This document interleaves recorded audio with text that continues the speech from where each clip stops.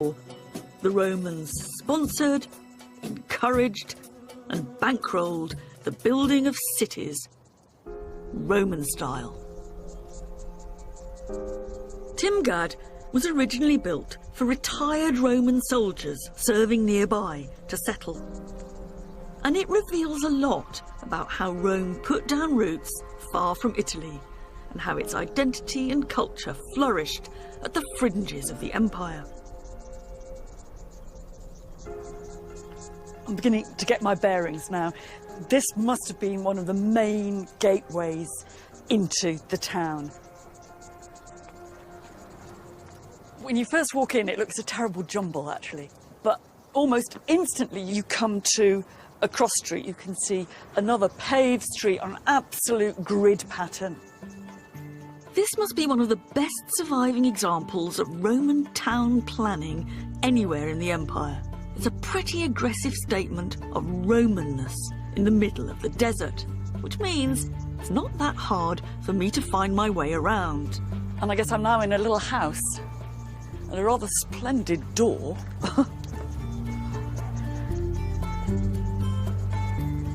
This is a truly regal set of Roman loos. It's on the standard multi-seater pattern. You get a little bit of privacy from these rather natty dolphins here. It's a nice thought, I think, that one of the poshest sets of loos anywhere in the Roman world is still to be found in Algeria. Oh. What I've got in my sights now is a rather grand building coming up, the grandest we've seen, really, with a whole load of columns.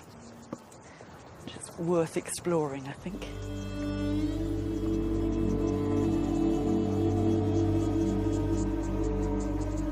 Rather posh entrance courtyard.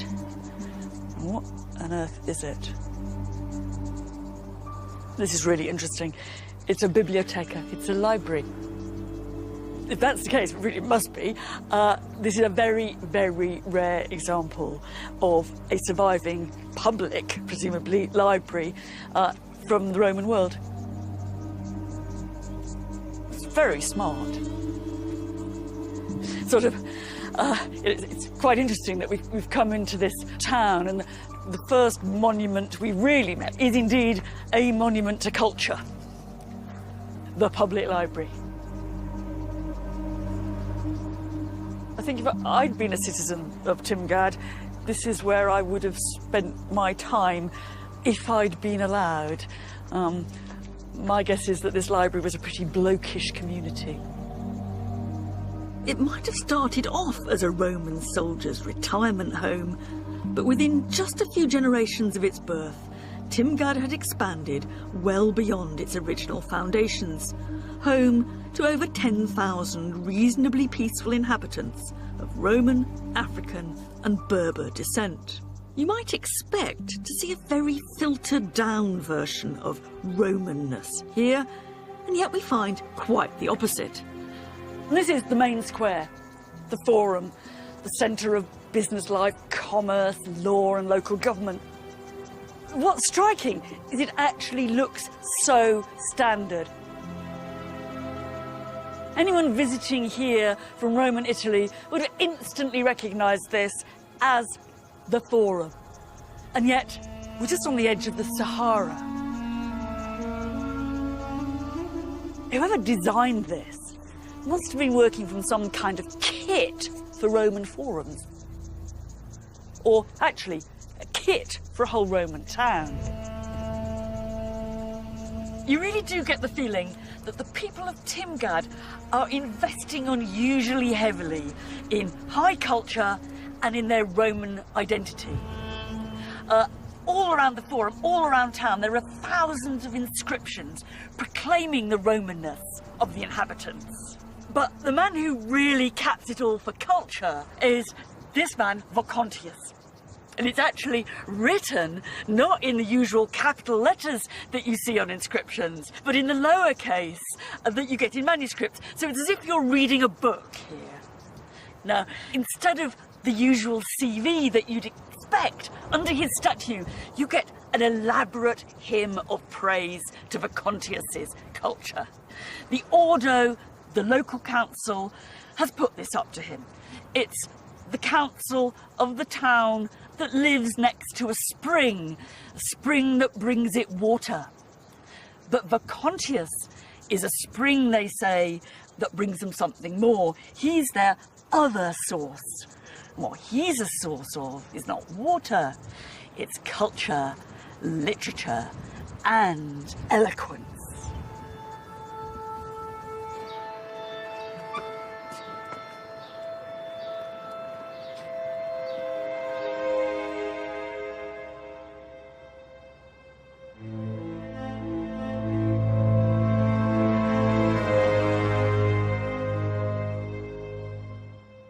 Here, on the margins of the empire, the people of TIMGAD are as committed as anyone else to showing they are Romans.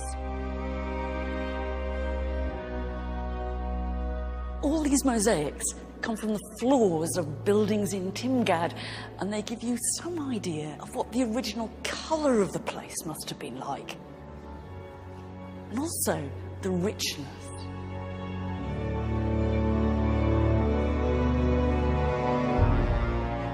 We might call this Roman soft power. Most of the people who lived in TIMGAD would never actually have seen Rome. But they're using their Romanness as a badge of honour, a way of showing they belong. That must come from a little bath building. Have a good bath, it says. And I suppose it means flip-flops only in here. And here we've got some of the classic scenes of Roman mythology.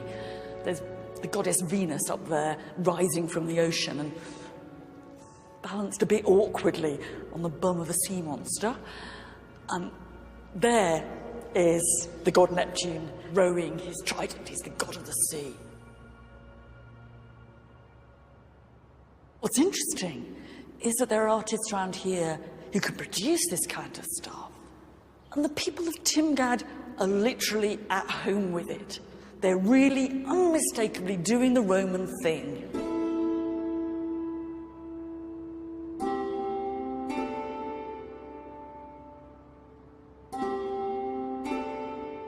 I'm sure there must have been awful quarrels going on here, but on the surface, TIMGAD looks a pretty happy little place, and that's summed up by this bit of pavement art. What it is a gaming board with words written across. In fact, you move your piece from letter to letter. And the words make a slogan. Venare lavari, hunting and bathing. Ludere ridere, gaming and laughing. Ocest vivere, that's living. Kind of makes you realise how far this place and its inhabitants have come. They started out as a bunch of top ex-squaddies. A few generations later, they're not just hunting and bathing, they're bookworms in the local library, and they're visiting a rather posh local lavatory with dolphin fittings.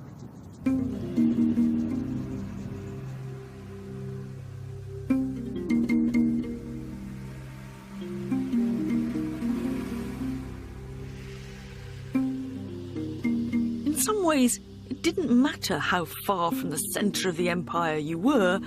Being Roman meant belonging, if you had lots of money. By allowing the local elite into the club, Rome secured their support. In return, the local rich felt part of a bigger world. And it's here in Algeria that we have one of the most extraordinary cases of how one could climb the greasy pole of Roman political power. This is a really proud boast of success. It's a standout memorial designed to show just how far you could go, even if you were brought up on the margins of the empire, in what's now rural Algeria. It's put up by a man called Quintus Lollius Urbicus, to his dad, to his mum, his brothers, and his uncle. But most of all, it's put up to himself.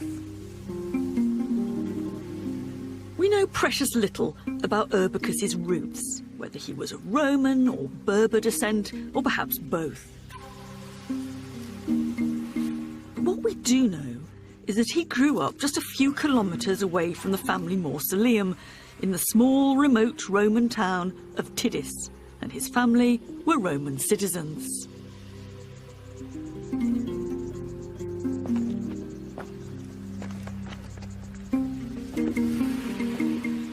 You can tell it's Roman because of all these winged willies. Even in its heyday, Tidis is unlikely to have had more than 1,000 inhabitants. It's more of a village than a town. And I doubt that it was particularly well known in Algeria. No one else in the Roman world would even have heard of it. This really must take the prize for being the smallest forum in the whole of the Roman Empire. Local offices there, loads of plinths that once carried statues of emperors and local bigwigs. This one was actually the statue of a rather important local Roman lady. But here was the statue to the biggest local bigwig of them all, Quintus Lollius Urbicus. The statue's lost, but you can see where his feet would have been, perhaps in marble, maybe even in bronze. And it's underneath that, on this plinth, that you find his CV written out. It's terribly abraded now, but you can just about feel the letters. You can see his name here, Lollius Urbicus. And you can see that, well, you can feel that he was consul, cos. And then underneath, you get loads of the other things that he did in his life, the offices he held. We learn that he was a bit of a war hero. He served in the expedition against Judea with the Emperor Hadrian, and he seems to have won military decorations, a sort of honorific spear and a golden crown. It's a bit like a Purple Heart or an MC. He's the biggest thing that ever came out of Tidis. He's the local boy who really made good, and no one made gooder. And round here, he would have been absolutely exceptional. What we've got to remember, though, is that there were thousands of people like Lollius Urbicus in the Roman Empire, going from provincial towns to make it big in the city itself and in the army. In some ways, for me, that's what's exceptional about the Roman Empire.